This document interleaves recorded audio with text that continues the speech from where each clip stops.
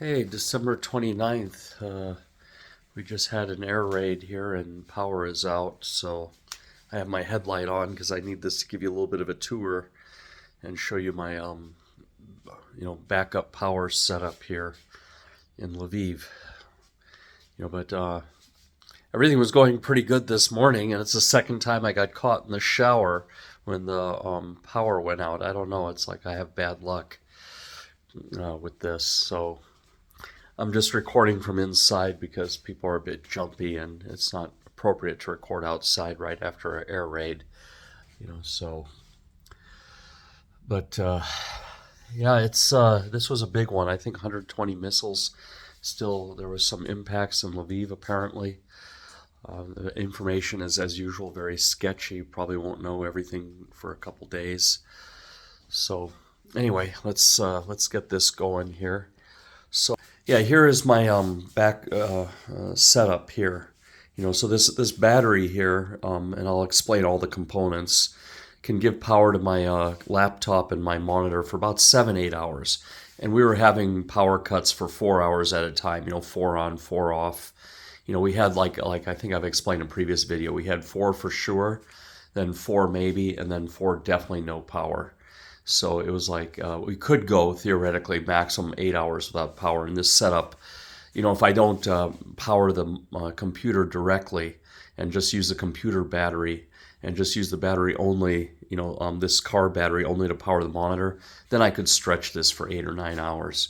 But if I'm running everything on the car battery down there, it's actually a truck battery, then it's like a 6 or 7 hour solution, maybe even less, because this particular computer I have for work is like 120 watts. It's a developer gaming type computer, high speed computer, but my own household computer here is only 45 watts. So, but now I probably have to find a longer term solution. If the infrastructure was hit, we might have to, probably go on 6-hour rotations. I don't know what this will bring. But I also have these battery powered LED flashlights that just, they have a wall charger here. Let me just see. Yeah, this is the wall charger. So it just plugs in here. Right now they're all occupied, but yeah, so it's important to keep everything charged up to keep your office up and running. So let me explain to you the setup here. So I'll just get down here on a knee and just point. So what this is this is a regulator here. So this knows when there's AC power versus no power, and it switches back and forth. So the battery is only used when the power is out. I don't have to manually move wires. That's what this little box here saves me trouble with, and it's around 1,800 grivna. This here is an inverter. This converts the battery's DC power, direct current, into AC power, which is like what you have coming out of your outlets, alternating current. So this is a 500 watt inverter with a surge up to 1,000, because when you flip things on and off, there's always like a spike. Generally speaking, you want that surge number to be at least 3 times what your usage is. So I have, again, the monitor is 25 watts. This is a 120 watt computer, so 165 by 3 is less than 600. So the surge is more than adequate. And this was the smallest surge I could find. And then what this little red piece here is an automatic battery charger. So it doesn't make any noise. That's important. Some of them have fans and make noise, but this will turn off automatically so you don't blow yourself up by overcharging the battery.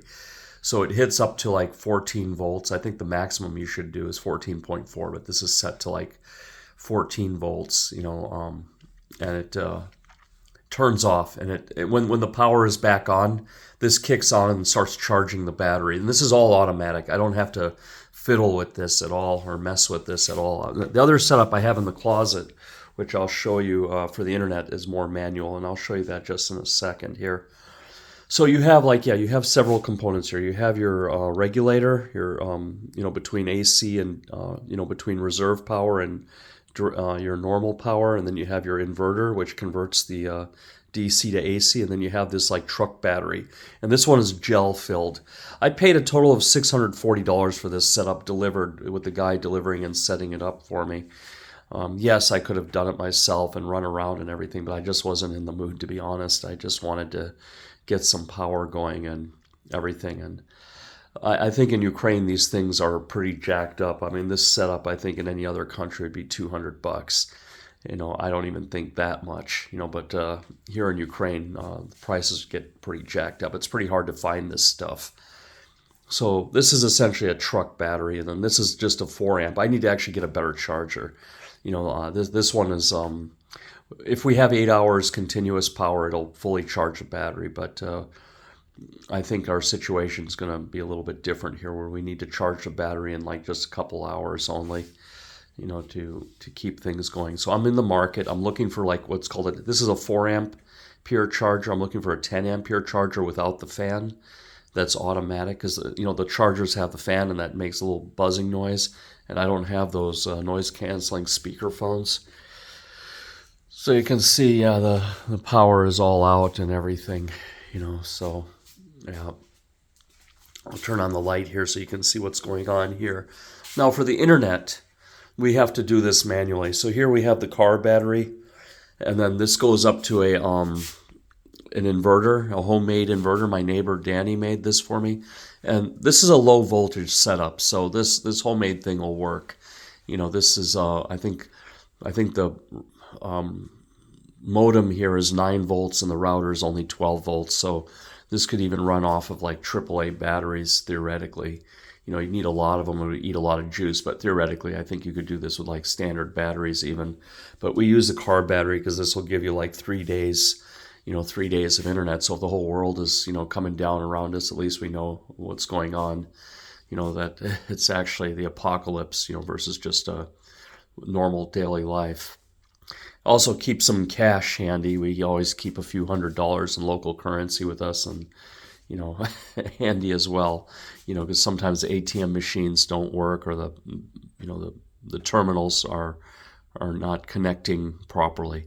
But let me explain to you this. So this goes down to the car battery. So there's like the little wire. I don't know if you can see it. Yeah, this wire comes up here,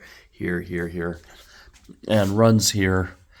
And then there's an on-off switch. So when the power goes out, we switch. You have to do fiddling here. So we go from the direct, from the house power, and then we have to switch to this box. This box has 2 wires running out of it. So there's like, then this goes into the router, and then this is the coming from the house. So this we have to manually do. So we this is we turn this off. There's an on-off switch here. So this is, obviously you always, when you're handling power, turn it off, and then you switch the wires, and then you turn this on, and then you're running on your battery. And obviously when the power comes back on, we have to come and do the reverse and put this back on house power, turn this off, and then I have to charge this battery manually. So I use the charger right for now. I'm using the charger for the big battery in the other room, the big one over there. Yeah, so yeah, that's whoops. I mean, that's the only other alternative we have is to rent an office, and luckily we're next door to the Norwegian Refugee Council, and anything that's it's kind of a coincidence that wasn't planned, but anything that's from Norway, it's generally going to be done first class. So they have like a state-of-the-art generator in that building. It doesn't even make any noise, and it's enough to power up the whole block. So they have, in that same building, they have these small offices for rent for around $200 a month, and you add utilities, and then they charge extra for this generator service. So it becomes like $300 a month. Now, that's okay for peace of mind. And the office is 20 square meters or 200 square feet, which is roughly the size of a living room in a house. You could theoretically put 4 desks there. So there might even be a business opportunity to turn it into a mini co-working space. We rent and then we sub-rent to others who might need a desk or something and need some continuous internet. So that's on the table. to rent next door and hang around. But ironically, this Norwegian Refugee Council, there's no Norwegians working there.